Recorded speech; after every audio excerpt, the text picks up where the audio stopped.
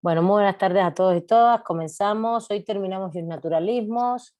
Recuerden que después vamos a ver positivismos y después vamos a ver pensamiento jurídico crítico, ¿no?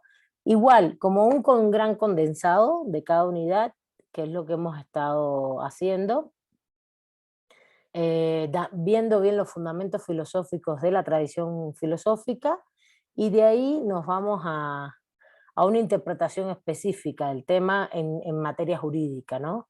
Es lo que hicimos ahora. Leímos a Sea y después nos fuimos a leer a Tamayo y ahora a Alejandro Rosillo. Entonces, vamos a terminar Tamayo rápidamente. Ya más o menos habíamos terminado, pero me falta la última unidad exactamente, que no la vimos, el último capítulo, verlo bien con ustedes. Y vamos a justamente a ver el justnaturalismo práctico de Alejandro Rosillo. A ver, hay algo importante acá. En estos capítulos, a ver, recuerden que hemos estado viendo, él lo que nos expresa y nos comenta es justamente cómo el mundo medieval y los juristas medievales crearon la ciencia jurídica, y cuando se habla de la ciencia jurídica se está hablando justamente de un conocimiento vinculado al derecho sistemático, coherente, engarzado, al punto de crear conceptos universales, ¿no? Conceptualizaciones universales sistemáticas acerca de determinadas, de las instituciones jurídicas, que al final incluso esa sistemática fue la que nos llegó a nosotros realmente. Y esto es interesantísimo porque, a mí me parece interesantísimo porque realmente, por ejemplo, cuando uno habla de un contrato o habla de las obligaciones, de teoría de las obligaciones, de teoría de los contratos, de hay toda una serie de conceptualizaciones románicas que sí se volvieron universales en materia jurídica. No, a ver, tú puedes ir al Código Civil cubano y ver cómo está regulado todo, y puede ser que tenga especificidades respecto a México, ¿no? Por ejemplo, eh, mm, en Cuba no existen los fideicomisos, por ejemplo, es una figura jurídica, pero no es algo que se dé, ni por ejemplo, ni ninguna regulación de bolsa de valores, ni mucho menos, porque no existe tampoco esa realidad comercial jurídica, ¿no? Eso no existe. Pero si tú vas al Código Civil y ves lo básico que es contrato, las relaciones jurídicas que se dan, la persona jurídica, los atributos, esos conceptos universales están iguales, son los mismos allá que acá. Pueden tener algunas expresiones prácticas y configuraciones diferentes, algunas, pero en esencia es lo mismo. Y eso es lo que nos está diciendo el autor. Esas categorías de universalidad que construyeron, que reconstruyeron a partir del derecho romano, y que nos fueron legando a partir de estos métodos que usaron, que fueron la cuestión en disputa, el, el método, las metodologías, ¿no? Metodologías de glosas, metodologías escolásticas y las cuestiones disputadas, ¿no? Las cuestiones en disputa. Entonces, ese es el primer punto. El segundo punto importante es que esa ciencia, él le llama ciencia jurídica medieval, está basada en el método científico. Claro, el método científico que conocemos hoy nosotros, pero que en aquel momento no se conocía ni se veía como método científico. ¿Y qué cosa es el método científico? Pues justamente, por eso ellos dicen, son los precursores de la ciencia moderna. Son los que realmente nos ponen en la puerta a la ciencia moderna. Porque ellos lo que hacen es construir hipótesis.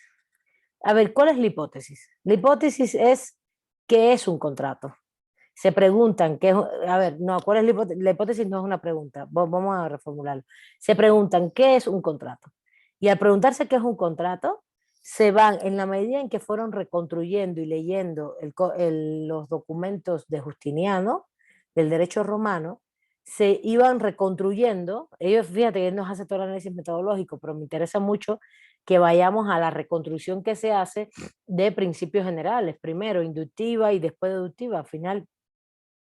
Al final el método de glosa es una inducción muy amplia, ¿no? Con muchos métodos internos, ¿no? Dialécticos y todo. Y el método escolástico es un método muy deductivo.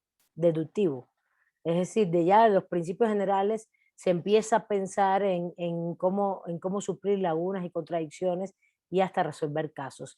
Y las cuestiones en disputa ya tienen que ver con el proceso argumentativo. Entonces, cuando tú analizas esto, tú dices, órale, fíjense, estoy hablando de inducción y deducción, pero no como un solo método, sino como un proceso amplio metodológico donde adentro está, por ejemplo, todo el método de glosa en la inducción, donde hay dialéctica, todo lo que hablamos en clase, varias clases. Y también cuando hablo de deducción es que se parte de los libros, ¿se acuerdan? En el escolástico, de los grandes conceptos en los libros, de los primeros principios, y se empiezan no solo a hacer deducciones, también se hacen confrontaciones dialécticas, etcétera, en aras de suplir lagunas y contradicciones. Luego, entonces, no me interesa ahora lo metódico, lo que quiero es que se entienda es, sí, sí, todo eso lo fueron haciendo durante 3 siglos, pero ¿cuál fue el resultado final? El resultado final realmente es que los glosadores lo que están mirando es, bueno, se están haciendo preguntas sobre las instituciones jurídicas, lo están reconstruyendo a partir de textos y el texto es el campo empírico, es la experimentación, el lugar de la experimentación, los textos románicos. Y a partir de esos textos que tú estás experimentando allí, llegas a conclusiones universales como las que tenemos hoy de qué es un contrato, qué son las obligaciones, toda la teoría más o menos del derecho civil en sus conceptos más importantes, ¿no? O más básicos, vamos a decirlo así. Más básicos, ¿por qué? Porque evidentemente no podemos decir que que el concepto de matrimonio es el mismo de hace 10 siglos, no, para nada. Ya sabemos que no, que tenemos conceptos de matrimonio muy diferentes hoy y que, pero no deja de ser también esta definición de que el matrimonio al final, como relación jurídica, es un contrato, es un acuerdo de voluntades de dos personas. Que hoy nosotros digamos, bueno, es entre un hombre y una mujer, un hombre, una mujer, bueno, eso es otro tema. Lo otro es el tema de que el contrato de matrimonio se hace entre dos. Eso también se puede cuestionar. El contrato es bilateral, estoy de acuerdo es una de las características fundamentales que tiene que ser bilateral. Pero eso es en un contrato civil, sencillo, pero puede haber transacciones hoy mercantiles mucho más complejas, etcétera, etcétera, donde hay muchas partes. Ya me fui un poquito del civil al mercantil, ¿no? Entonces, tampoco veamos eso como que no seamos tan esquemáticos, ¿no? Con que es verdad que los conceptos históricamente cambian, históricamente se adecúan a las nuevas condiciones. Por ejemplo, hoy tenemos internet, hoy tenemos bolsas de valores, hoy tenemos bancos, temas bursátiles que no existían antes. Pero las bases de todo ese derecho sigue siendo el mismo, contractuales, relaciones bueno, ya no solo económicas y mercantiles, también financieras, pero siguen siendo la base esta de la relación jurídica, que es, hay unas partes, hay sujetos, hay derechos y obligaciones, hay una relación jurídica, hay voluntades, ¿sí se entiende? Lo que quiero plantear es y esto salió de allí. Entonces bueno, volviendo, el capítulo 2 es eso, es el resumen exactamente de cómo realmente ellos lo que hicieron fue decir, a ver, nos vamos a hacer preguntas como hacemos hoy un proyecto de investigación. Tú te haces preguntas, te cuestionas cosas y entonces hasta que llega un momento en que tú dices, ah, esta es mi hipótesis, ¿no? Bueno, pues tu hipótesis es la afirmación o negación de algo. ¿Qué afirmaban? ¿Qué cosa ellos suponían después de todas estas fases metodológicas, etcétera, etcétera, que era un concepto? Y donde no solo lo suponían por estudios previos, lo suponían porque iban estudiando los documentos románicos y iban verificando. El proceso de verificación son todas las metodologías que estudiamos, todas las metodologías. Ese es el proceso de experimentación, de verificación, son todas esas metodologías en los textos. Y al final llegas a una conclusión que se convierte en una ley científica, es lo que dice el autor. y que esta es la base de la ciencia jurídica moderna. Entonces, ese es el segundo capítulo. En el segundo capítulo también hay un elemento muy importante que es cómo entra en el siglo XIII la escuela de los comentaristas. Esto lo dije al final de la clase pasada. La escuela de los comentaristas es una escuela que ya una vez que tienes todo ese aparato conceptual estudiado, sistematizado, que se llamó Corpus Juris Civilis, porque acuérdense que, a ver, nosotros le llamamos al Corpus Juris Civilis a la obra de Justiniano, pero el Corpus Juris Civilis es la obra de los juristas medievales. Lo que hicieron ellos fue, como decir, redescubrir ese Corpus Juris Civilis, ¿no? En lo que se plantea. Entonces, lo que ellos hacen, redescubrir, es darle todo esto que les estoy diciendo, esta sistemática, este orden, y definir bien los conceptos, ¿no? Ya estaban definidos, pues ahora les estás dando un orden, una sistemática y los estás encuadrando bien con todos sus elementos. Y finalmente, la escuela de los comentaristas es una escuela posterior, es una escuela que retoma a los glosadores, que ve todo lo que hicieron los glosadores, pero que le interesa mucho la práctica jurídica. ¿Y qué ven en la práctica jurídica? Pues ellos se dan cuenta que hay pluralismo jurídico, para los que han tomado conmigo clases en teoría del derecho, legalidad social, ven la práctica del derecho y ven que hay derecho feudal, hay derecho de las ciudades, de las civitas, hay un derecho común, que es ese corpus juris civilis que se ha vuelto común y empieza a transnacionalizarse, a meterse en todos los espacios de la Europa continental, a que se aplique, ¿no? Que estas son las instituciones que se aplican en las relaciones jurídicas. Y está el derecho feudal, como les dije, el derecho canónico, ¿no? Todo el sistema eclesiástico, y el derecho de los usos y costumbres de las comunidades étnicas y el derecho de las civitas. Hay 4 órdenes jurídicos confluyendo en la realidad.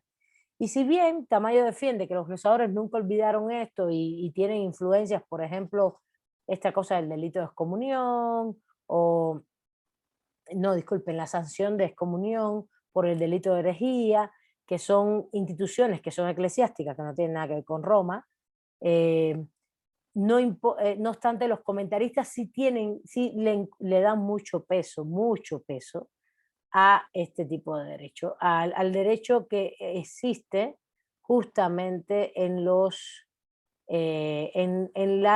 grupos, en las comunidades, en estos espacios, y entonces empiezan a pensar que el Corpus Juris Civilis es un complemento a los derechos locales, ¿no? A esos órdenes jurídicos locales.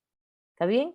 Y entonces lo que hacen es hacer un diálogo, y es todos los juristas posacursianos, es decir, después de la gran glosa esta que es la glosa de Acurcio, que es la más importante, justamente hay como un parteaguas, y hay una división histórica de esa conformación de lo jurídico, porque lo que hacen es realmente empezar a pensar que el derecho tiene que resolverse los conflictos de manera local. Local me refiero a que, por ejemplo, ellos le llaman al derecho particular, ¿no?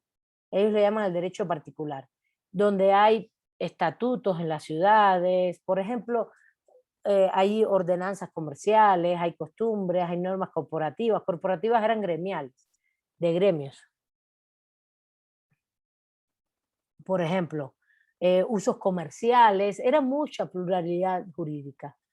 Esto es interesante también porque fíjense, no solo hay un derecho local, sino también hay un derecho que empieza a trascender lo local, por ejemplo, los usos comerciales, etcétera, y nadie se lo cuestiona, la gente lo usa, es un tema de costumbres y de fuerza. Y en este sentido, eh, lo que hacen justamente es pensar que hay un grupo de fuentes jurídicas muy amplios, y que si bien es muy importante el Corpus Juris Civilis, es muy relevante pensar que el Corpus Juris Civilis lo que nos va a servir es de suplemento, complemento y para resolver los conflictos, sino que hay que tener en cuenta la jurisdicción de la ciudad, la jurisdicción de la comunidad, los usos que se den en esa localidad, o las costumbres que haya comerciales, y después vas al Corpus Juris Civilis. Hacen un vuelco al uso del derecho.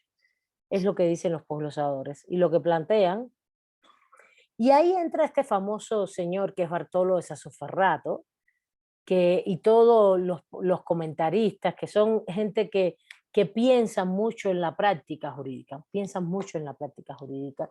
Y bueno, no rompen con ninguna lógica anterior, me refiero de métodos y cuestiones así, sino que van incrementando la doctrina jurídica, incrementando la doctrina jurídica. A partir de la experiencia del derecho. La experiencia, cuando hablamos de experiencia, estamos hablando de la realidad del derecho. ¿Alguna duda hasta ahí? A ver, ¿cómo ven hasta ahí? La experiencia que era, perdón, maestro. La experiencia del derecho. La experiencia del derecho me refiero al uso en una ciudad, a los usos comerciales, a lo que ocurría realmente con costumbres, usos, derechos de las ciudades, derechos feudales, etc. Okay. En este sentido hace un sistema incluso más completo, más adecuado a la realidad, más adaptado a la realidad actual. Acuérdense que estamos ya en 1300, no, en 1200 y en siglo XIII. Y es, sí, a ver, siglo XIX, 1800, ajá, siglo XIII, 1200, estamos en ese, a ver, denme un momentito que voy a cambiar el internet, se me olvidó. No, espérense. Es que me está diciendo que estoy inestable y es que se me olvidó cambiar al...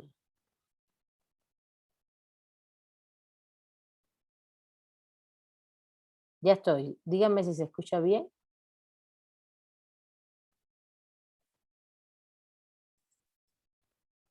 Hola, díganme si se escucha bien. Sí se escucha, ¿Cómo? profesora. Sí, se escucha bien, profesora.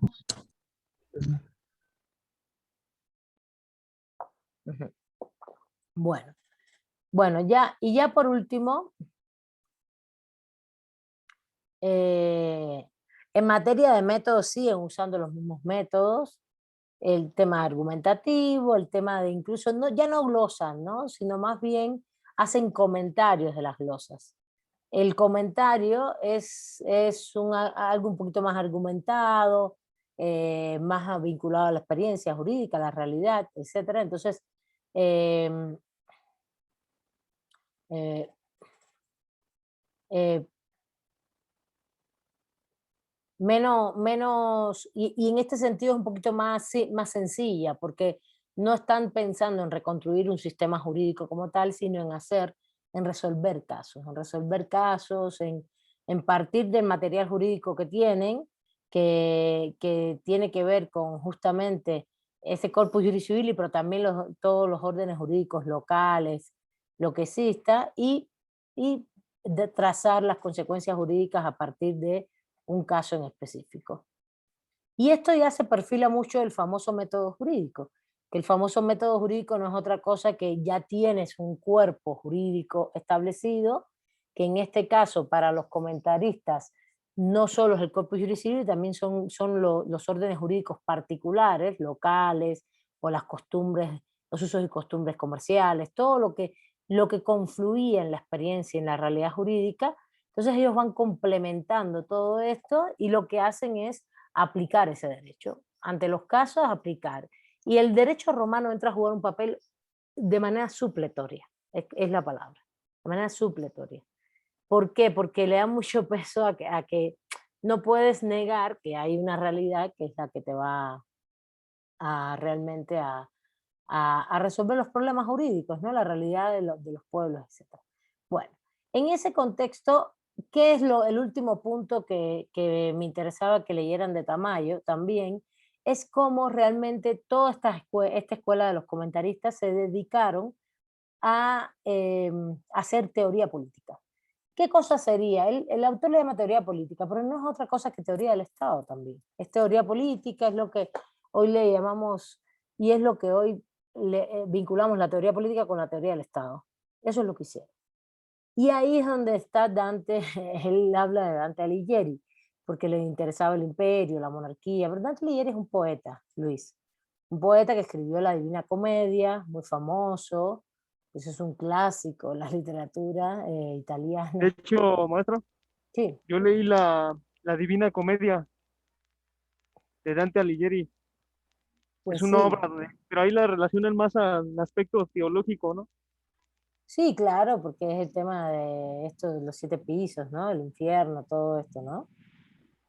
Yo también la leí, pero hace mucho, mucho, mucho. Era muy joven, pero no me acuerdo que son todas las 7, sí, ¿no? ¿O no te acuerdas? No me acuerdo ahora, la verdad. No, habla sobre, bueno, su concepción de lo que pensaba acerca de lo que era el cielo, el purgatorio y el infierno.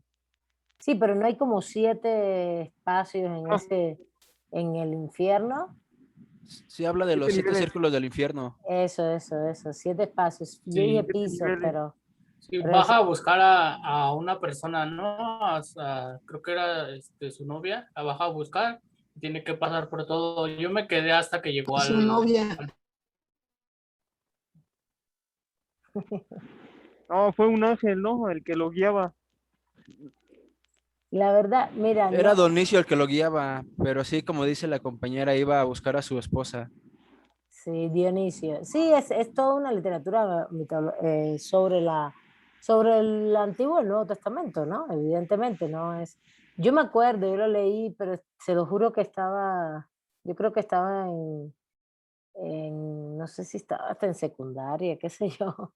Hace mucho, me acuerdo de los 7 círculos y todo esto. Y me acuerdo de la prosa, es una prosa, bueno, que esté traducida hasta hoy, es una prosa antigua y para mí era algo un poco lejano el tema, ¿no? Entonces, bueno, pero está muy bien. Entonces, el autor lo compara porque le interesa, porque quiere, porque era muy importante en la época, pero sobre todo en la zona italiana, que es sobre todo lo que él está estudiando Italia. Incluso él tiene como idea que los italianos son los que más influyen en la creación de lo jurídico respecto a los franceses. Entonces, como que un poco dándole más peso a Italia y menos peso a Francia, y a España ni la menciona. España realmente acá no tuvo ningún papel, España recoge todo esto, realmente. A ver, ahora en este momento no tuvo ningún papel. Tiene un papel, ahorita vamos a ver cuál es el papel que tiene España después, que tiene un papel muy fuerte para nosotros porque tiene que ver con la conquista. Entonces es muy interesante porque lo que él quiere demostrar es que son los italianos los que hacen este proceso. Y lo hacen porque, no porque sean más listos que nadie ni nada de eso. En primer lugar, es un tema geopolítico. Italia tiene vinculación comercial con el mundo árabe, y si bien Italia tiene en el centro de sí mismo, en Roma, el papado y la institución eclesial, a la vez la influencia románica es mucho más fuerte, ¿no? Románica se refiere a unas comunidades que habían vivido milenariamente, vamos a ver en qué 1000 años atrás el derecho, la construcción de los románicos. Entonces, esa es la hipótesis histórica y bueno, pues ese es un hecho, no podemos decir que no es verdad, que es incierto, ahí está la construcción ahí de lo jurídico, en todos esos libros que existen, etcétera, etcétera. Y en ese sentido, si bien nosotros tendremos que decir que, por ejemplo, filosóficamente, científicamente, los árabes en los años 800 estaban haciendo el álgebra, en los años 1000, no, 1200, el álgebra, hacían filosofía, en los mundos de la China, de Asia, en los 800 se estaban descubriendo grandes cosas tecnológicas que no llegaron al mundo europeo y americano hasta el siglo XVII y XVIII.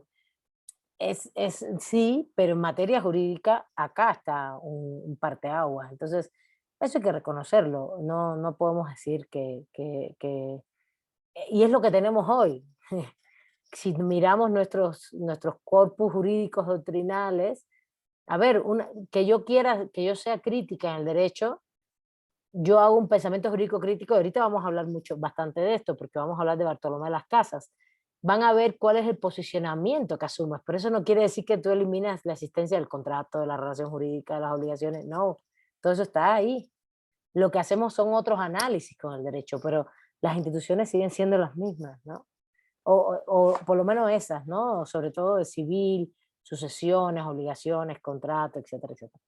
Entonces, ¿cuál es el segundo aspecto? El gran punto aquí, ya en el siglo XIV, ya estamos en 1300, hay, ya, fíjense, el siglo XIV, 1300, 1400 a 1500 son justamente los 3 siglos de transición, de decadencia del feudalismo, está decayendo mucho el mundo medieval como tal y de apertura hacia lo que viene, un nuevo proceso histórico que tiene que ver con Europa y que se globaliza, que es uno, el capitalismo como sistema económico, y su globalización mediante la conquista de América. ¿Está bien?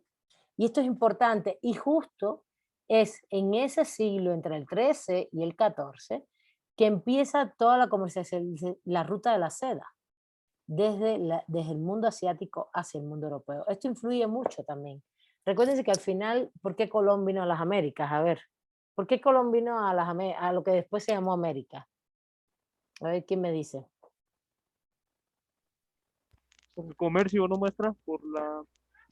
Que andaba buscando la ruta más adecuada para llegar a la India, porque se han quedado los pasos anteriores porque por los turcos, creo, Sí, porque, bloquearon el paso que tenían directo hacia exacto. la India, entonces Les puse, ¿se acuerdan que les puse el mapa de donde estaba Bizancio? Y en 1453, si mal no recuerdo, podríamos buscar la fecha exacta, los turcos, el Imperio Otomano conquista Turquía, que es Bizancio, que es Constantinopla, que es el Imperio Romano Oriental. Y entonces expulsa a todo el mundo allá. Y al expulsarlos, ahí esa es la entrada al mar este que está arriba del Mediterráneo y que te da acceso al mundo, al Asia Menor y directo hacia la India, exactamente, es lo que dice Josefina. Entonces se fueron a buscar otras rutas, pero están buscando sí, también para ir más rápido, es mucho más rápido moverte en el mar que moverte todo el tiempo en tierra, ¿no? O también dándole la vuelta, después, el canal de Suez, por ejemplo, se construyó después, ya en finales del siglo XIX. Eso fue, lo hicieron los franceses. El canal de Suez sería este mar que separa a África de Asia, el mundo árabe y el mundo asiático. Entonces ahí justamente estaban buscando las rutas, pero las rutas comerciales. Entonces, y no dar toda la vuelta esta por tierra, que era tan, además, sino también, no solo larga, sino peligrosa, el clima. Acuérdense que estaban los mongoles, que eran muy fuertes, aunque bueno, los primeros que empezaron toda esa ruta fueron Gengis Khan y todas estas cosas, ¿no? Y eso es 1200, 1300. No era un tema de peligro contra ellos específicamente, sino de tratar de llegar más rápido. Y recuerden que en los puertos es donde siempre estaban los productos, ¿no? Llegar a los puertos de la India, llegar a los puertos que tienen que ver con la China, con Vietnam, con toda esa zona asiática, ahí llegaban los productos, tú los recogías y volvías hacia atrás. Hace poco leí unos textos, unos artículos, ¿no? Yo leo mucha prensa y cosas curiosas, me gusta, descubrimientos que salen y han descubierto, por ejemplo, ahora no, ahora no recuerdo dónde fue que lo descubrieron, pero eran barcos completos llenos de sedas, de objetos de China, de porcelana de China, de cosas de la India, de inciensos, pero están todas las cosas, dicen, el barco tiene ya, no sé si tenía 1 siglo, 2 siglos, pero estaban bastante, se notaba bien todo lo que implicaba. Bueno, porcelana, aunque esté en el mar, no, eso no se echa a perder. Entonces, y eran barcos repletos de ese tipo de productos, ¿no? ¿Está bien? Hoy no, hoy todo eso está tan globalizado que ya eso no existe. Pero justo ese es ese es el nacimiento del capitalismo. El capitalismo, ese es el impulso, ese impulso de, primero que es mercantil, tú produces cosas, las llevas a otros lugares, las vendes, que ellos no las tienen, y transfieres también información, transfieres el know-how de lo que produces, porque hay lugares donde hay productos muy autóctonos en los cuales a lo mejor tú no los puedes trasladar. Hoy no, hoy todo está globalizado, trasladado a todos lados, etcétera. Hoy las competencias son de otros tipos, son más bien de conocimiento, ¿no? El conocimiento de una vacuna, el descubrimiento de una vacuna, el descubrimiento de tecnología, esos son las apropiaciones locales hoy dentro de la competencia del capitalismo, pero en aquella época era trasladar semillas, trasladar animales. Al final, ¿cuántos animales no trasladaron a América con la conquista, no? El cerdo, pues casi todo, el caballo, todo pues por lo menos acá, todo lo que fueran estos mamíferos que son comestibles, todo lo que es vacuno, cerdo y todo lo que son el equino, ¿no? El caballo. El equino, ¿no? En general, todo lo que tenga que ver. Ovinos, equinos. Equinos, ovinos, vacunos, toda la gama de cada uno, ¿no? No es una vaca solamente ni un toro, ¿no? Porque recuerden que en materia de equino, pues están los mulos, el mulo que es una mezcla entre el caballo y creo que la burra, no me acuerdo ahora, pero es para cargar y no se reproduce. Cosas así, ¿no? Sí, No, es el burro mayor. eso. Bueno, La entonces mula, seguimos. ¿no? ¿Eh? Es una mula, ¿no? Entre caballo, entre burro y caballo sale En- una mula, pero no se entre pueden burro, reproducir. entre burro y yegua. Ajá, y Ya no se pueden reproducir. no se pueden Una reproducir. mula. Y es para cargar. Y sirve mucho para cargar, son muy fuertes. Son muy fuertes, animales pequeños, pero muy fuertes. Bueno, toda esa gama que es importantísima y que sirve para la transportación, que sirve para la alimentación, que implica una alimentación tan integral, evidentemente, a ver, no se puede negar, ¿no? Nos guste o no, sabemos que contamina mucho, etcétera, pero no se puede negar hoy la transportación con el tema del caballo es muy importante. Y, y con todo este tipo de, de animales de carga. Usar estos animales vacunos para, por ejemplo, la tierra, arar la tierra, no hay maquinaria en esas épocas, también es muy importante. Y todo lo que es, todos esos, más el ovino, etcétera, para la alimentación, pero vamos, una alimentación, olvídense de la carne, la leche, los quesos, al final es muy relevante el tema, no es menor. El cerdo, el cerdo ya más bien es carne, grasa, no otra cosa. Pero es muy fácil de criar.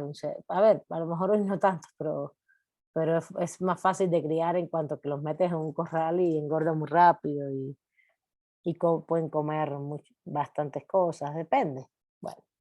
Bueno, el caso es, volvemos. El tema es que evidentemente el contexto histórico es que está propiciándose un cambio y los comentaristas son parte de ese contexto histórico. Siglo XIII, XIV, XV, ellos están viendo el proceso de decadencia del mundo feudal medieval, vamos a decirle así, feudal económicamente, medieval históricamente, ¿no?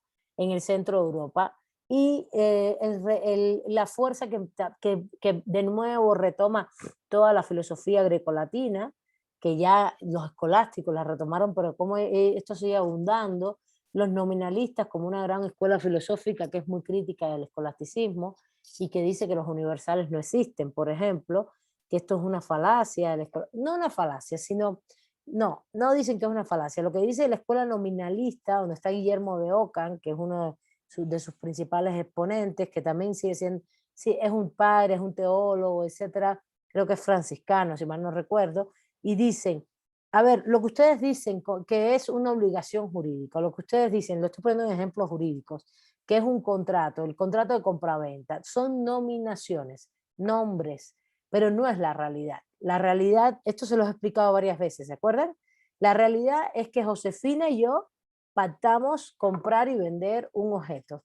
Y yo se lo doy, le tengo que dar el bien cuando lo pactamos, tenemos voluntad jurídica, yo se lo doy y ella me da una contraprestación en dinero, vamos a decirlo así. Y estamos haciendo una compraventa. Esa es la realidad. La realidad es que Josefina y yo tenemos voluntad, tenemos interés, tenemos deseos, yo tengo un bien, yo tengo algo, una cosa que le puedo vender, ella tiene un dinero con el que lo puede pagar Y la realidad es que eso es lo que se da en la realidad. Y eso le llamamos contrato de compraventa. Y ese contrato de compraventa se universaliza su nombre y es un universal, pero solo es un universal, es un abstracto, es un significante vacío. La realidad es cuando Josefina y yo hacemos toda la acción. ¿Sí se entiende? ¿Sí me entienden? La realidad es la particularidad cuando Josefina y yo hacemos la acción de Josefina, vendo este celular y Josefina, yo lo quiero comprar, bueno, te doy tanto, yo lo ofrezco tanto, me dice, yo tengo tanto, y vamos pactando y nos ponemos de acuerdo y ya. ¿Entienden? ¿Sí me entienden esto? Esto es muy importante porque esto filosóficamente es el meollo de la filosofía. El meollo de la filosofía es el debate de los universales y los particulares. Entonces, los nominalistas hacen un debate impresionante en el centro de todo esto. ¿Qué es lo que plantean los nominalistas? Pues justamente que nominalistas de nombre, el nombre de esto, el nombre de lo que Josefina y yo hicimos en el derecho universalmente se llama contrato de compraventa. Pero lo que cuando eso se expresa en la realidad es un particular que sucede entre Josefina y yo. Y esto es muy importante porque ustedes, que son juristas, tienen que tener en cuenta que una cosa es lo que dicen las leyes, que son conceptos abstractos, e incluso lo que dice la doctrina, que también pueden ser conceptos abstractos y diferentes, y se pueden interpretar de manera diferente, conceptualizar de manera diferente, y otra cosa es cada caso, la particularidad del caso. Esto es muy importante en esta clase, porque justo no crean que yo les estoy dando esto por darles historia. Les estoy dando esto porque se supone, a ver, les estoy dando todo esto porque ustedes no tienen, en ninguna clase tienen para obtener este conocimiento. Y esta clase debería ser la de teoría del derecho, realmente. Teoría del derecho debería dedicarse a darle estas herramientas para prepararlos para empezar a pensar lógicamente el derecho y entonces que ya después entrarán a constitucional, a civil, a penal, con esas herramientas. Este no es el caso. En nuestra carrera tuvimos el primer programa de estudios que se hizo tiene algunas deficiencias y no se pensó así. De hecho, cuando esto se cambie, esta materia se convierte en problemas jurídicos, más bien, en problemáticas de la justicia, etcétera, etcétera. Pero yo no te puedo dar ninguna problemática de la justicia si no entiendes. Pues hemos estado hablando de muchos conceptos, de la justicia, de la libertad, depende de cada grupo. Dime. Más bien yo considero que dentro del plan de estudio deberían de implementar la materia de introducción al estudio del derecho. De hecho, sí, también, ya está, así está el cambio. Tienen introducción al estudio del derecho, pero van a tener 2 teorías del derecho completas, 1 y 2, donde todo esto se va a ver. Y después en filosofía del derecho son problemas jurídicos mucho más adelante. Y después argumentación jurídica, no antes, nunca antes. Porque argumentación viene detrás, porque después que conoces todo esto y que debates los problemas, después debates cómo argumentas. ¿Sí me entiendes? Es así el trayecto. Y sí, hay una introducción al estudio del derecho primero y también va a haber derecho romano. Ahí la idea que tenemos a futuro es que, por ejemplo, cuando ya esté completo el plan de estudios, ojalá ustedes todavía estén en clases, ver cómo nosotros habilitamos para que ustedes tomen las materias que no tomaron, por ejemplo. No para que se gradúen de ese plan de estudios, sino como una forma de complementar su formación, las materias nuevas. Y que esto sirva en algo para titularse, esto les estoy diciendo algo que está muy en pañales. El plan no, el plan está caminando y muy bien, pero son cosas que vamos a habilitar a futuro, que tenemos mucho interés que las generaciones por lo menos que están, que ya se lleven estas cosas. Vamos a ver cómo nos va. En eso estamos. Eso es lo que quiero, Ricardo. Si quieres participar con ese tema, para allá iba ahora.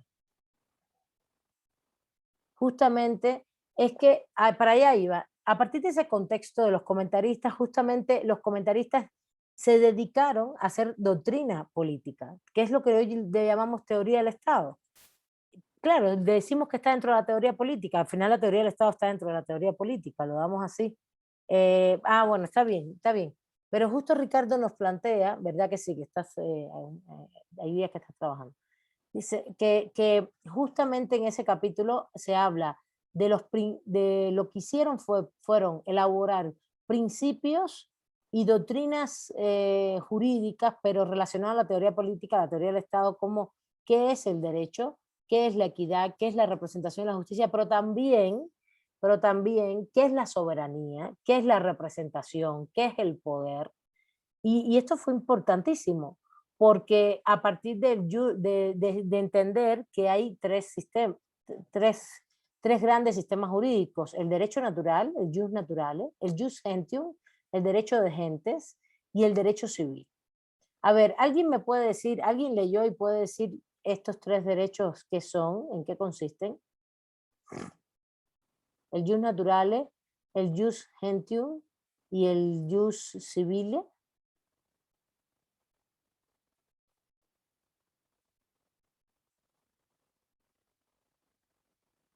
No han leído. No han leído. Yo no me acuerdo, maestra, pero sí lo leí, pero Perdón. ¿No tienes el texto por ahí, Luis, o estás fuera? no, ¿qué cree que Dice nunca vi Kelsen. internet? Lo dejé en mi casa. Bueno, a ver, Abel. Sí, profesora. Pues de hecho, Kelsen en sus obras habla sobre el naturalismo, ¿no? ¿Quién? Es la base de la razón del ser, pero a la base de Dios, No, pero ¿de quién estás hablando? de sus obras de Kelsen. Kelsen, no, pero estamos hablando de lo que dice Tamayo, que creen los Tamayo, comentaristas, que es el jus naturale, el jus civile y el jus gentium. naturalismo. Ok. No, Bueno, no, no, ahorita no. lo comento otra vez. Gracias.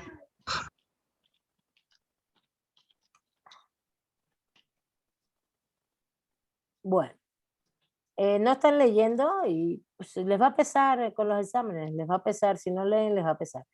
O con los exámenes se van a dar cuenta ahí que no sacan el tema. El jus naturale deriva de la naturaleza. El concepto de naturaleza es algo que hemos visto durante toda la unidad. Llevamos 2 semanas o 3 semanas viendo esto. Y por naturaleza se entienden las propiedades insertas en las cosas, ¿no? Es una naturaleza que se ve claramente a partir de lo que existe. Eso es el derecho natural. ¿Cuáles son las propiedades de las cosas? Por ejemplo, ¿cuál es la propiedad del ser humano? Ser racional frente a otros. El hombre posee así una naturaleza particular, ¿no? Además de los meros instintos, el hombre posee justamente la cualidad de la racionalidad, a diferencia de otros animales y de otros entes naturales a los cuales nos podemos parecer, como son los animales. Entonces, la naturaleza es muy necesaria y claro que ahí hay un fundamento que tiene que ver con la escolástica, que Dios crea todo esto, pero a los comentaristas lo que les interesa es ya un diálogo vinculado al derecho. Entonces ellos están pensando en lo racional, no están pensando en una cuestión mística. Entonces la naturaleza es necesaria y es invariable. Por tanto hay primeros principios que son unos dogmas. Y entonces el derecho natural es invariable, es dogmático, no se mueve. Hay una serie de principios que son no movibles, dogmáticos o inamovibles y que son muy importantes no solo porque acuérdense que ellos usan estos conceptos para hablar de la naturaleza del poder, del gobierno, de la autoridad respecto a la sociedad. Y en este sentido dice, el derecho natural es una barrera para la acción de los gobernantes, porque los gobernantes no pueden sobrepasar esos primeros principios. Y esto también tiene que ver hasta cierto punto con algo místico, pero tiene que ver con algo místico, pero a la vez con lo que, esa es la Aquí se base, podría pero estar hablando de la delimitación del poder, profesora. exacto, de hecho por eso hacen una teoría política muy fuerte. Es muy importante lo que hicieron, una teoría política que es la base de la teoría política que viene después, que justamente es la base de la teoría política de moderna. Por eso es que Tamayo la refiere. A ver, Ramiro, no sé si quieras comentar algo más. o sobre el derecho de gente, sobre el derecho civil. Sí, profesora, bueno, perdón, no le pude comentar porque estaban hablando por aquí. Vale, vale. Pues hay una relación entre los tres que es muy, muy cercana, y como lo hemos aprendido, pues el derecho natural, pues yo lo puedo ver como el derecho, y por lo que yo entendí, sí, como el derecho que tienen las personas de manera, que se da de manera natural o de manera que lo tiene en sí porque existe el hombre, sí, como es en este caso el derecho a la vida, sí. El derecho, habla ahí del derecho de gentes, sí, y ese tipo de derecho va enfocado más al derecho público, sí, que era aplicada pues a las colonias y a las provincias romanas, sí. Ese derecho, a final de cuentas, era el que regulaba, sí, a la sociedad romana en ese entonces, sí. Y bueno, el derecho civil pues era más aplicado a los contratos, a todo acto jurídico, sí. Pero yo veo una relación entre ellos muy cercana, no sé si yo me estoy equivocando. A ver, en Ok. el derecho civil ahí sí hay una confusioncilla, pero te la voy a explicar. Sí tienes toda la razón. Los tres órdenes jurídicos existen para ellos, como existe, fíjense, una cosa es que existe el derecho feudal, el derecho de la ciudad, sí, esto es interesantísimo, ¿no? Como órdenes jurídicos, pero a la vez existen estos tres niveles de pensar lo jurídico, ¿no? El derecho natural, que está en la naturaleza, que es un dogma, que es inamovible, porque la naturaleza sí lo prevé y tú no puedes mover la naturaleza, tú no puedes cambiar el orden de la naturaleza. Incluso aquí ponen un ejemplo, lo que pasa es que el texto tiene mucho de latín, entonces no sé si todo, el latín a veces se entiende, no todas las palabras, pero se entienden. Em, por ejemplo, dice, no se puede alterar la naturaleza de la conjunción matrimonial. Una conjunción matrimonial, o un conjunto, más bien, un conjunto matrimonial, que es de derecho natural, en la cual naturalmente se producen similares. Está hablando más bien de, a ver, si en conservatorio, te está hablando de la reproducción, exactamente. A ver, yo no sé latín, pero como me leo a Tamayo, pues vas ahí pues deduciendo un poco. Tampoco es que no se parezca, Profesora, es la base de nuestro idioma también. Eh, entonces está hablando de que lo natural, fíjense, es la conservación de la especie, ¿no? Entonces, si eso es lo natural es reproducirnos, esa es la conjunción, así se tiene que hacer la conjunción matrimonial. Ahí ya están dando un concepto que tiene que ver con una noción que después enfatizó mucho el mundo eclesiástico, ¿no? Que eh, eh, bueno, el matrimonio visto como acto de reproducción, sí. No esta cosa de que eso te prohíba las relaciones homosexuales. Esa fue lo que el mundo eclesiástico cambió, porque realmente en el mundo antiguo las relaciones homosexuales, por ejemplo, de muchas parejas, ese tema del placer, el goce, o la identificación sexual de lo que tú quisieras ser, no era ningún problema. El tema es cuando tú lo empiezas a prohibir en función de catalizar que el matrimonio sea heterosexual para que reproduzca personas únicas exclusivamente.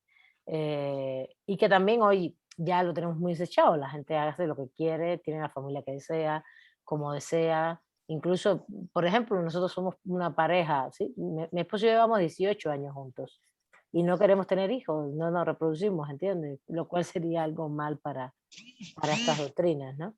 Bueno, a ver, Ramiro, adelante, adelante, disculpa que no te... sí, profesora.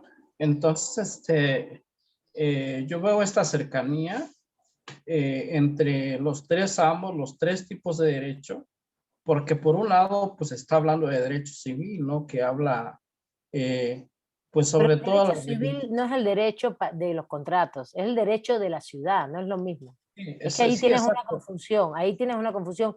Y esto es muy importante porque justamente ese es el gran cambio que después se da en el siglo XIX en el sistema jurídico románico, pero es hasta el siglo XIX. Hasta este momento es igual que en la antigüedad. Por eso quiero seguir. El derecho de gente, ¿qué es?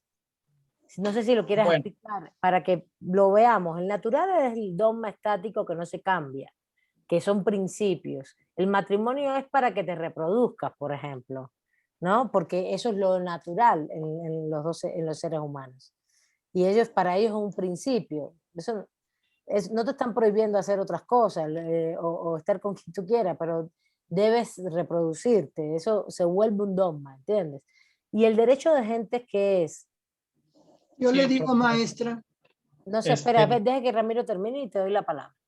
el derecho de gentes, profesora, se refería al derecho público, al derecho público, que era básicamente en la actualidad, que es el derecho internacional, y pues regulaba los aspectos de paz, de alianzas, tratados, normas de guerra entre las sociedades romanas. Es todo, profesor. Pero también las obligaciones y los contratos. Donde todo el momento, en todo el proceso donde se dé consentimientos. Es decir, en un gran tratado hay consentimientos. En un tratado, un convenio, de hecho, el derecho internacional al final, en materia de convenios, contratos, y ahí el autor le dedica una partecita, se basó en toda la teoría contractual también, para irla gestionando. Él lo dice al final, lo dicen en el epílogo 2, ¿no? Yo no les dije que lo leyeran, pero se basa toda la escuela de Salamanca, todo el derecho internacional público que se va generando justamente a partir de la conquista de América, se basa en una teoría contractualista, porque es acuerdo entre dos partes y es un acuerdo de voluntades. Eso es la base de la teoría contractual y eso es un tratado, pero es entre dos estados, no entre dos personas. Entonces, es todas las instituciones cuyo elemento esencial es el consentimiento, la potestas contrahendi, dice Bartolo, es el derecho de gentes. El derecho de gentes. Es otra institución que se origina en el derecho de gente, es el dominio. El dominio va a estar vinculado a la propiedad. Esto es mío, esto es tuyo, esto es mío, esto es tuyo. El dominio. De ahí que no sea extraño que el consentimiento sea el elemento primordial no solo en los actos jurídicos privados, sino en general en toda creación jurídica. El jus gentio es así un sistema de doctrina jurídica que se aplica al gobierno de las civitas, a los gobiernos de las ciudades. Es un corpus dotado de autoridad que permite evaluar y enjuiciar la función gubernamental. Es decir, el derecho de gente tiene que ver con el consentimiento y de ahí derivan una cosa muy importante que es el delegar la soberanía. De ahí se deriva el concepto de soberanía, de contrato social, de toda esta línea se empieza a construir conceptos como pacto social, no por los juristas medievales, posteriormente, pero de aquí se deriva. El derecho natural, ¿cuál es? El derecho de gente es consentimiento, entonces de ahí viene el concepto, por ejemplo, de pacto social, de contrato social, que viene un poco más adelante, pero no muy lejos, estamos hablando de 1500, 200 años después. Thomas Hobbes, y de hecho ya en 1300, 1400 se empieza a hablar de pactos sociales, de soberanía. Jean Bodin es el teórico de la soberanía. Y en 1500, y está hablando de pactos, de un pacto social, de una delegación de la ciudadanía en función del Estado para que nos regule. Y después está, el más famoso es Thomas Hobbes, ¿no? Pero,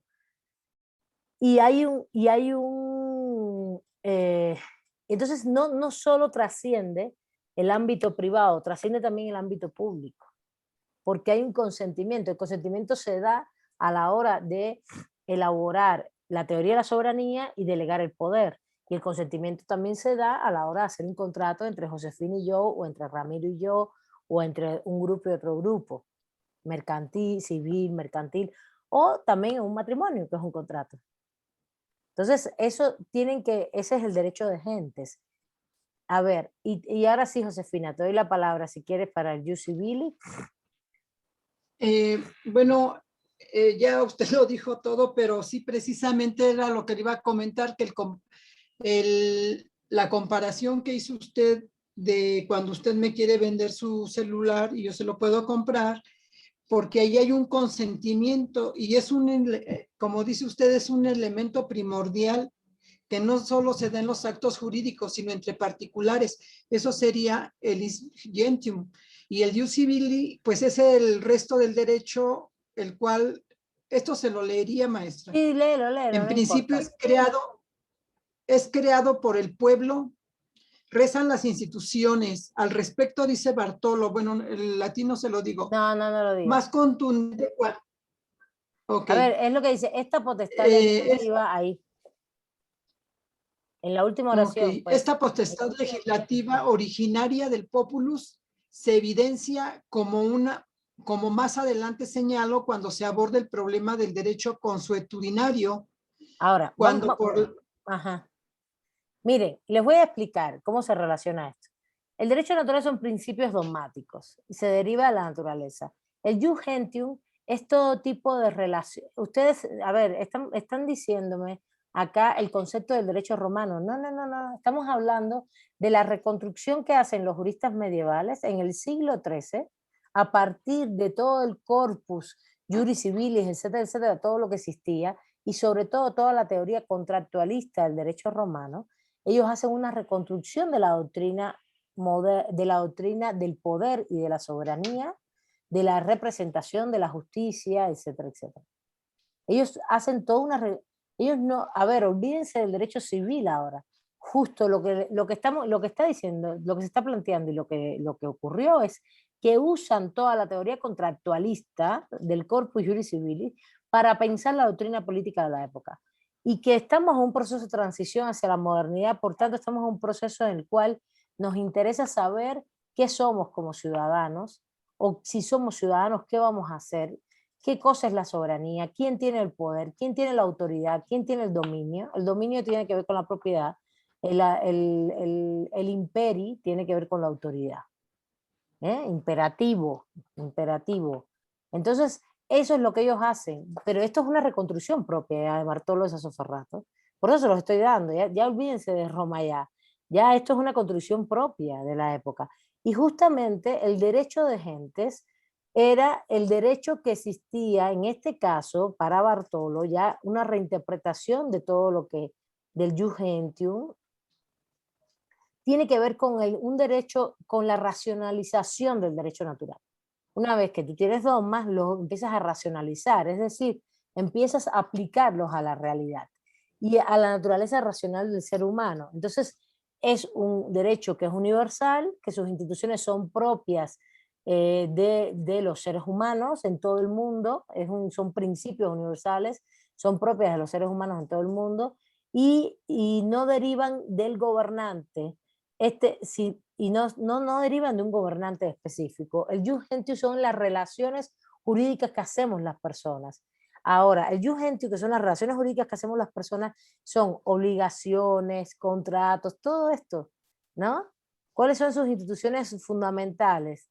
La respuesta que nos da el Corpus Juris Civilis se constituye por la doctrina que se aplica a las obligaciones y contratos. Ahí, bueno, entonces ahí, Alex, te doy un poco, no la razón, pero es que como son universales, se aplica a todos.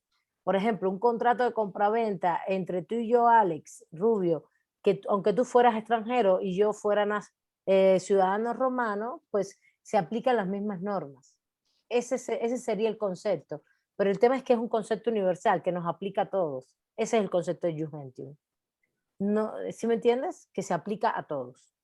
Ahí dándote un poco la razón a lo que estás planteando, justamente del tema de los extranjeros y los ciudadanos romanos. Entonces, en el jus gentium se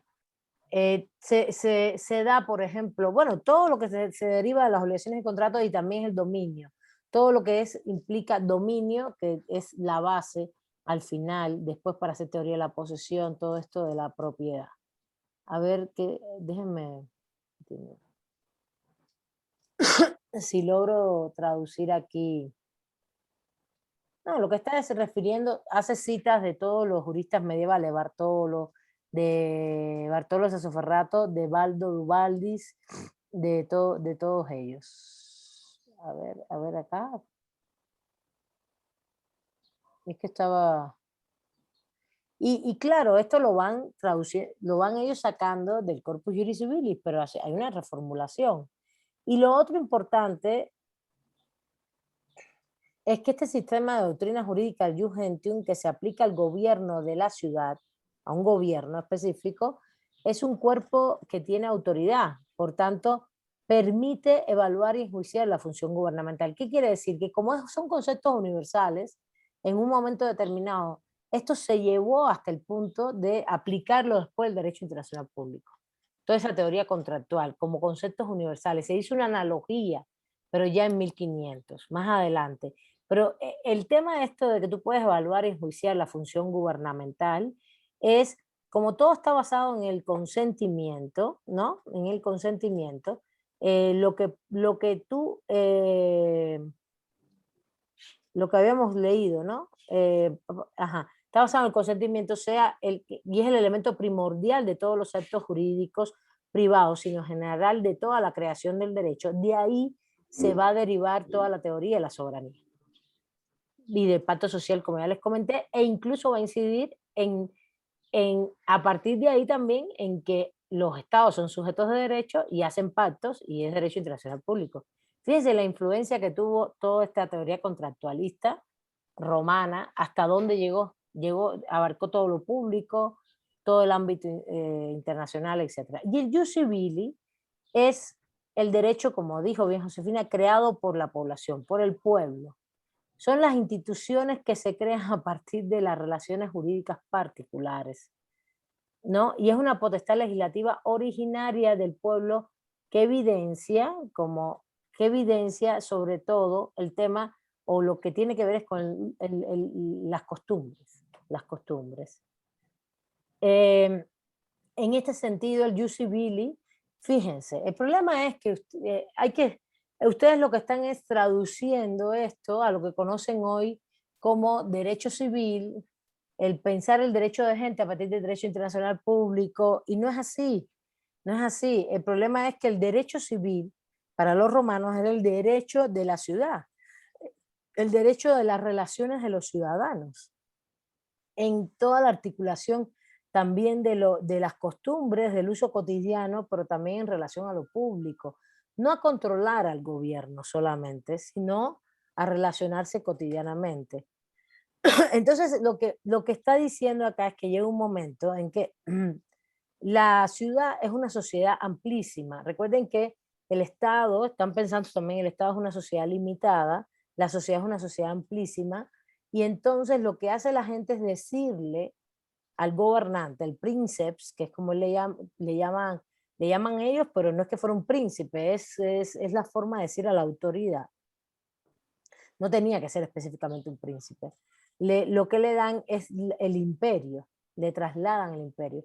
Esto es lo que vimos en teoría del Estado acerca de lo que dice Dussel de la comunidad política otorgándole la potestas a la institución. La comunidad política tiene potencia política y le entrega la potestas a la institución, es decir, al Estado, y le dice, ahora tienes que hacer tal cosa. Le traslado el imperio, le traslado el poder y tienes que hacer tal cosa. La comunidad política sería la sociedad amplísima, el Estado sería el princeps, y tú le estás trasladando la potestad como potencia, comunidad política, la potestad de ejercer la acción pública. Es decir, de hacer políticas públicas, regular el presupuesto, etcétera, etcétera, diríamos hoy, ¿no? Y esto se tiene que hacer mediante consensos.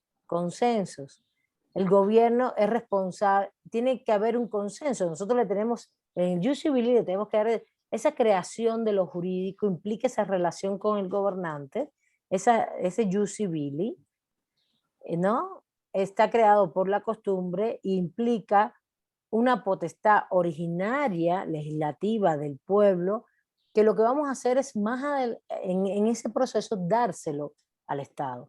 Se lo vamos a dar al Estado y ahí se está creando el tema del pacto social que ya les estaba comentando. Y lo que está diciendo Tamayo es cómo realmente toda la teoría contractualista romana sirvió de base para toda la teoría pública moderna, que al final tiene base en esta época, en el siglo XIII, XIV. Bueno, ahí después él continúa explicando que una vez que tú le das al Estado o al príncipe, al gobierno, le trasladas el imperio, le das la potestad para que legisle, el gobierno es responsable ante el pueblo. Y aunque les demos la potestad legislativa al gobierno, al Estado, el pueblo controla su ejercicio. Esto es muy importante. Esta es la idea de democracia participativa, esta que se tenía en Grecia y en Roma, que no se tiene hoy. Hoy lo que se dice es que tú votas por el representante y el representante le delegas tu voluntad. No, en la antigüedad, igual que se quería creyendo en el mundo medieval, y esto se cambia hasta el siglo XIX, eso también se los di en teoría del Estado, es que yo te entrego a ti la potestad, Estado, te la entrego para que tú hagas lo que yo, comunidad política, te digo que hagas, y por eso controlo tu ejercicio, tu potestad legislativa, tu ejercicio como Estado, etcétera, etcétera. Lo que él lo está diciendo con otros términos. El entregar la soberanía, el hacer el pacto social y entregar la soberanía es el traslado del imperio. Pero el control del ejercicio no es como se hace hoy. Hoy el control del ejercicio es tú votas y ya el representante hace lo que tú quieras. Es un contrato muy diferente el mandato a la representación. La representación tú pierdes tu voluntad y se la das a otro, que es lo que ocurre hoy. En esa época es mandato, y el mandato implica yo te la doy, pero te controlo lo que tú haces. Y los dos contratos son contratos románicos, de todo el ámbito civil. Lo que pasa es que ustedes están pensando todo el tiempo el derecho civil como un derecho privado, y es público en este caso. Se está pensando en lo público. ¿Y qué cosa era? Que tú le dabas el mandato a la autoridad estatal para que ellos hicieran lo que se llama la legislación, lo de la red pública, ¿no? Pues administrar los recursos, redistribuirlos, hacerlos producir, ¿no? Y hoy no, hoy nosotros lo que hacemos es votamos, y entonces todo el ámbito de representación toma las decisiones en función de uno mismo. La voluntad nuestra deja de existir una vez que votas. La voluntad política me refiero. Por eso estos son importantes procesos como la consulta popular, porque eso es volver siempre a la voluntad popular, y ver qué dice la voluntad popular. Esto es importante, por eso no es menor el tema cuando hoy se habla de hacer plebiscitos. Plebiscito es una palabra que viene de Roma, que eran las asambleas plebiscitarias de los plebeyos, que era consultarles a todos algo, que todos tomaran la decisión sobre algo, una asamblea y un plebiscito, o que todos votaran. Entonces hoy eso se traduce en que votes sobre un tema en un momento determinado, todos, y decidamos. Entonces, por eso, volver a un plebiscito o hacer un referéndum, o que son dos figuras diferentes, ¿no? El referéndum es refrendar algo que se discutió y que ha pasado por diferentes instancias, y el plebiscito es tomar la decisión sobre algo. El referéndum también tomas una decisión, pero la discusión es diferente, el proceso. O hacer una consulta, sea vinculante o no, es muy relevante, porque ese es el mandato imperativo, ¿no? El pueblo controlando el ejercicio. Y de ahí sale toda la doctrina sobre el imperio, la ciudad, las formas de descentralización política, así como la relación entre soberanía, gobierno y pueblo. Y de ahí viene justamente, y ahí es donde después el autor lo que nos lleva es por un camino. Ya no pudimos ver casi nada de Bartolomé, lo vemos la próxima clase. El autor nos lleva por el camino de cómo en ese momento también, dentro de toda esa doctrina política,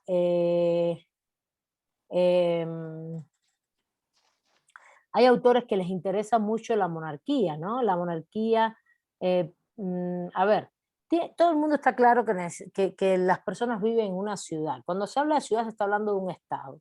Ya se está pensando siempre en un estado. Unas civitas es un estado. Recuerden que la base de la antigüedad es la polis-estado, y es las civitas.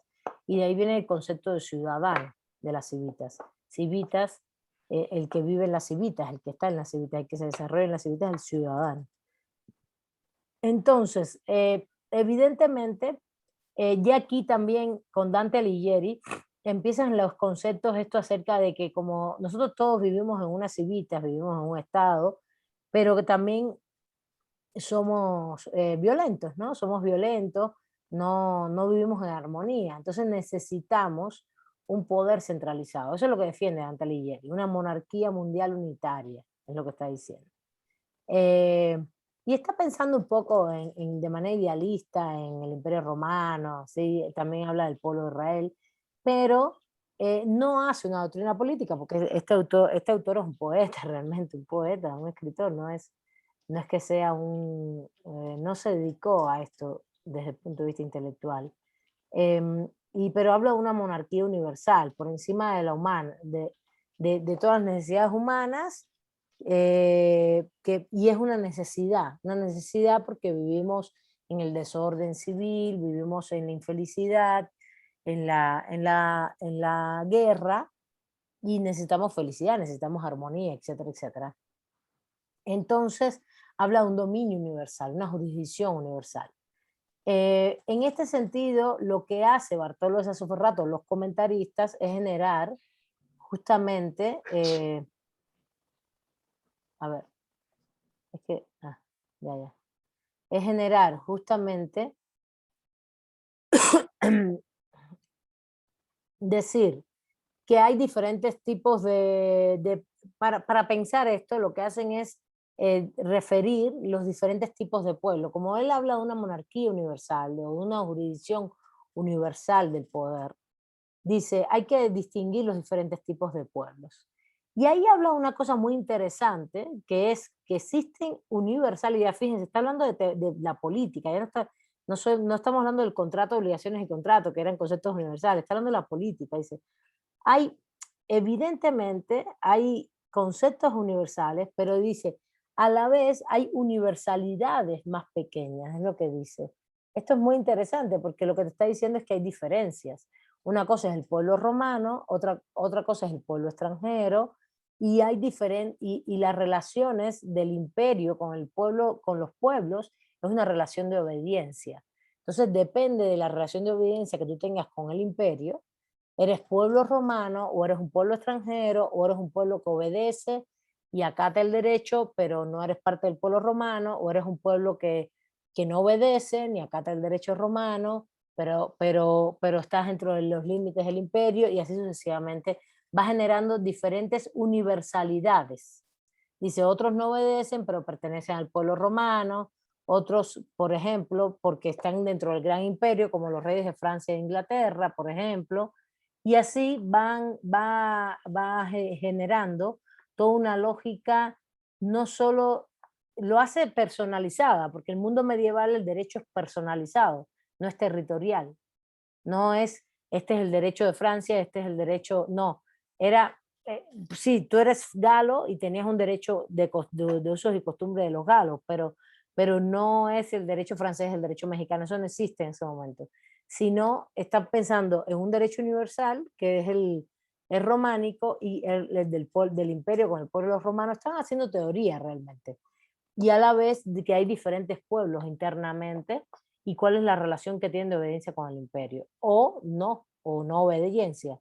Y esto lo vuelve una cantidad de universalidades pequeñas dentro de ese mundo que están describiendo. Y entonces dice, existen dos formas de ejercer el imperio en las ciudades, existen dos formas de ejercer el imperio por las ciudades que no reconocen superior, de jure, de derecho, esto es, por delegación expresa del príncipe, de la autoridad, o por otro título, o de facto. Es decir, o eres parte del pueblo romano y tienes una relación de obediencia directa con el imperio, o lo eres de facto, de hecho, y eso es de jure o de facto. Ahí están los dos conceptos. O eres por derecho propio, porque eres parte del imperio, del pueblo, o eres de facto, de hecho, porque estás dentro de ese territorio. Están elaborando una doctrina impresionante ya sobre temas de territorialidad y extraterritorialidad, que son las bases del derecho internacional público después. Y esto es muy interesante porque esto no existía hasta ahora. En esencia es eso. Están elaborando una doctrina de territorialidad y extraterritorialidad, que es la base del derecho internacional público. Pues. Y por último, para ya cerrar, justamente, bueno, viene toda la teoría de la soberanía, ¿no? Justamente, y en la teoría de la soberanía hablan están elaborando elementos del concepto de ciudadano, de derecho consuetudinario y de la ley regia o del princeps, ¿no? Y que está fundamentada también en el corpus juris civilis. ¿Quiénes son los ciudadanos? ¿Qué cosa es un derecho consuetudinario, los usos y costumbres? Y a la vez, ¿qué cosa es una ley imperial? Para poder relacionar estos tres ámbitos y poder hacer una doctrina de la soberanía que justamente lo que está planteando Bartolo de Sassoferrato, a diferencia de Marsilio de Padua, que elabora otra, es una doctrina de soberanía popular concreta, operativa, que practica en las ciudades del norte de Italia, compatible con el imperio y fundamentada en un arsenal conceptual de la jurisprudencia romana. La descripción es de la autoridad, de la legitimación y del gobierno de las civitas. Lo que está intentando decir es, en cada espacio hay soberanía, en cada espacio. En una ciudad hay un gobernante, hay ciudadanos, está legitimado, funciona con el derecho consuetudinario y ahí hay una soberanía. No solamente es la macro del imperio. ¿Qué es lo que está pasando con estos autores? Estos autores están viviendo dentro de una lógica del derecho romano, que es imperial, macro, todo el territorio conocido, y las lógicas de los territorios, de los pequeños espacios todavía que existen medievales, y como ellos son comentaristas, lo que hacen es una doctrina de teoría política y de soberanía ubicado en esa realidad, en esa experiencia jurídica y política. Entonces dice, realmente lo importante aquí es que tengas un gobierno, un espacio territorial, que ahí tengas la autoridad y que los ciudadanos, mediante consenso, te hayan otorgado la potestad legislativa. Y si hay consenso, pues evidentemente ahí, en ese territorio, hay soberanía de esa autoridad y es legítimo. Están poniendo la base de lo que después defendimos en el Estado moderno, justamente. Bueno, ya no les di la palabra porque ya... y lo está haciendo bajo la base del derecho consuetudinario, aunque ellos usen el corpus juris civili como referencia teórica, justamente es la costumbre de esas poblaciones. Una vez que la costumbre de esa población genera una autoridad, por ejemplo, una comunidad étnica, tenga una asamblea, genera una autoridad, la gente está de acuerdo con esa autoridad, hay legitimidad en esa autoridad, pues ahí hay una soberanía en ese espacio de esa autoridad para tomar decisiones y el pueblo le ha dado la potestad para que tome decisiones, que es lo que le llaman ellos potestad legislativa, es de crear derecho y de aplicarlo. No estamos hablando de poderes ni mucho menos. Y el consentimiento del pueblo puede ser tácito o expreso. Eso también lo expresa y habla de todo el tema del consenso. Hasta ahí justamente ya se acabó la clase. Es todas las doctrinas políticas. Léanlo, no es difícil. No traten de traducir el latín. Se entiende el texto sin tener que aprender latín. Y bueno, hasta ahí todo el tema del justnaturalismo, vamos a decir, medieval. ¿Para dónde vamos ahora? Justamente pasen lista, por favor. Vamos ahora a darnos cuenta que en este proceso donde ellos son la base de lo que viene en la doctrina jurídica y política moderna, de ese Estado absolutista moderno, centralizado, incluso donde se crea después el derecho internacional público. Vayan pasando lista lo que va a ocurrir justamente a partir de la conquista de América. Los juristas medievales sentaron las bases. ¿Qué vamos a ver justo ahora? La próxima clase, y con esto sí cerramos, vamos a ver a esos juristas de los siglos ya XV, XVI, que más que juristas son padres y que generaron todo un debate y un posicionamiento acerca del derecho, de los derechos de los indios respecto a su situación concreta y cómo realmente lo que ellos nos exponen es una reflexión del derecho muy diferente a la que se había hecho hasta ahora, que tiene que ver con una realidad muy concreta, y la que se había hecho hasta ahora es universalista, abstracta, ahora los comentaristas más basados en la experiencia jurídica, pero siguiendo siempre conceptos abstractos y universales que venían de Roma. Y justamente va a haber un parteaguas ahí, acá con Bartolomé de las Casas, Antonio Montesinos, etcétera. La próxima clase vamos para allá y van a ver cómo realmente ellos generan una reflexión moderna, pero a la vez muy crítica, del derecho existente escolástico, ¿no? Esta visión escolástica del derecho. Hace falta que terminen de leer porque ya yo sí voy a preparar esos 2 exámenes y justamente vamos a cerrar y cerrando ya casi la mitad del curso. Les mando Maestro, un fuerte abrazo. No, ya vamos a hacer. Sí, dime, corazón. Dime, Luis. me mandó un correo donde envió la nueva lectura de Bartolomé de las Casas. No, está en la página web. No. Siempre está en el Moodle. Yo no mando correos con las lecturas porque no caben en los correos. Ah, pero ya está la nueva lectura. Hace rato. Ah, ok. Que es la que me falta. Bueno, ahí están. Nos vemos el miércoles. Cerramos ya el naturalismo, ¿vale? Y ya después del miércoles ya les subo positivismo, pero todavía el lunes que viene voy a hacer un panorama del positivismo, ¿no? Yo les aviso el miércoles.